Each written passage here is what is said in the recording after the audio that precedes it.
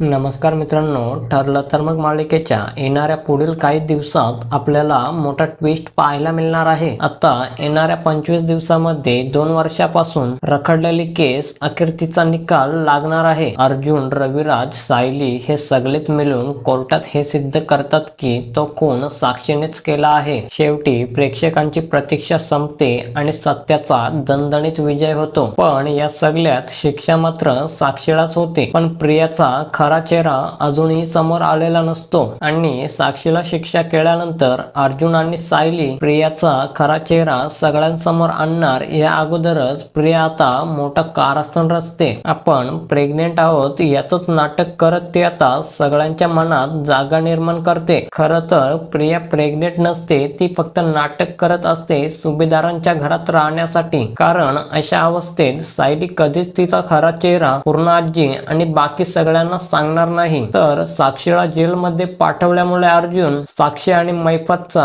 आणखीनच मोठा शत्रू झालेला असतो आणि कशा प्रकारे अर्जुनचं अस्तित्व मिटवता येईल याचं कारस्थान आता मैफत नागराज सोबत बसून करत असतो. तर मित्रांनो, तुम्ही ठरलं तर मग ही मालिका पाहता का ते कमेंट करून नक्की सांगा. आणि असेच मालिकेचे डेली नवनवीन अपडेट पाहण्यासाठी व्हिडिओला लाईक करा आणि चॅनलला नक्की सबस्क्राईब करा.